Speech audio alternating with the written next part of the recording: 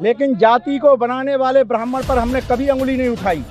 अब अंगुली ये ईमानदारी के साथ में उठ रही है कि ब्राह्मण इस देश को बर्बाद करने के सिवा और कुछ नहीं करता है। इस देश को देश न बनने देने में ब्राह्मण के सिवा और किसी का हाथ नहीं है। इस देश में एकता नहीं है तो इसका कारण ब्राह्मण है। अंग्रेजों ने कहा था कि ब्राह्मण न्यायाधीश कभी ब्राह्मण न्याय दे ही नहीं सकता, इसलिए अब हम भी कह रहे हैं कि ब्राह्मण इस देश को न्याय दे ही नहीं सकता। इस देश को अगर एकजुट होना है तो ब्राह्मण को अपने आप को समाप्त करना होगा। अब इसमें किसी को अगर बुरा लगता है, किसी को अगर अपमान महसूस करता है तो वो सामने आए और हमारे सवालों का जवाब दे इस बात के लिए कि उसे किसने अधिकार दिया कि हमें नीच कहकर आपस में बांटने का अधिकार किसने दिया। कौन है वो व्यक्ति, कौन है वो धर्मग्रंथ, जब हमारा संविधान कहता है कि हम एक हैं, भारत के सब नागरिक एक हैं। गौतम जी, जो आपका जो आज प्रोटेस्ट था वो आज किस संदर्भ में था? ये जो हाथरस में हमारी बेटी के साथ में जिस तरह का सामूहिक तौर पर बलात्कार किया गया और उस घटना के बाद सरकार और समाज के वो मनवादी लोग जिस तरह से इसका गलत तरीके से इंटरप्रिटेशन कर रहे हैं और उसके साक्ष्यों को जिस तरह से मिटाया गया है और सुप्रीम कोर्ट का, हाई कोर्ट का और जुडिशरी का चुप होना, सरकार का इस पर टालमटोल करना, आपस में जातियों में बंटवारा करना, इन सब बुराइयों को एकजुट करके इसके विरोध में हम लोग इस आंदोलन में निकल रहे हैं। आपने अभी एक पर्टिकुलर समुदाय को टारगेट किया, आपने सोच को टारगेट क्यों नहीं किया, कम्युनिटी को टारगेट करने? दरअसल वो ब्राह्मण सोच है आपका ये कहना, और इसको टालमटोल करके हम सदियों से गुलाम इस देश को करते रहे हैं सिर्फ इसलिए कि हम ब्राह्मणवाद की बात करते हैं। लेकिन जाति को बनाने वाले ब्राह्मण पर हमने कभी अंगुली नहीं उठाई।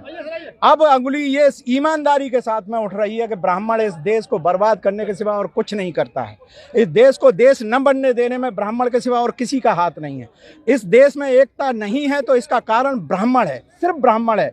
ब्राह्मणवादी व्यवस्था तो उसने पैदा की है, तो हम उस रूट को क्यों न पकड़ें जो आज भी उसको पुनः जीवित करता रहता है। ये मानसिकता जिसने पैदा की है, हमने उस पर उंगली उठाई है। अब इसमें किसी को अगर बुरा लगता है, किसी को अगर अपमान महसूस करता है तो वो सामने आए और हमारे सवालों का जवाब दे इस बात के लिए कि उसे किसने अधिकार दिया कि हमें नीच कहकर आपस में बांटने का अधिकार किसने दिया है।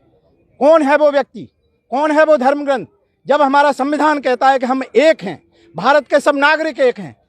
फिर कहाँ से ये ब्राह्मण आता है और कभी ओबीसी को भड़काता है कि तुम्हारे आरक्षण का। हम जिस दिन से आज़ादी हुई है और होश संभाला है, हमने सिर्फ एक ही चीज़ देखी है कि ब्राह्मण इस देश में आग लगा करके सिर्फ तापने का काम करता है।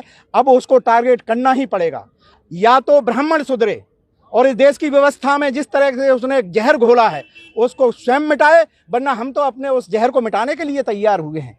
हमारा किसी व्यक्ति विशेष से ये नहीं कहना है कि तुमको हम बर्बाद करेंगे। हम अपने अंदर से तुमने जो जहर बो दिया है, जिसे हम अपने आप में भी ब्राह्मण महसूस करते हैं, हम देखते हैं किसी गरीब को अपने आप को उच्च समझने लगते हैं, हम देखते हैं किसी मजदूर को हम अपने आप को बहुत कुछ समझने लगते हैं। तो जो हमारे अंदर जो अहंकार पैदा किया है, यही तो ब्राह्मण ने किया। छूत अछूत, ऊंच नीच, अमीर गरीब, ये किसने पैदा किए? ये मानसिकता सिर्फ एक ही व्यक्ति पैदा करता है, क्योंकि उसके पास रोजगार है, उसके पास मंदिर हैं। मंदिरों में जाकर के ब्राह्मण अपने क्या फैलाता है? सिर्फ भ्रम, झूठ।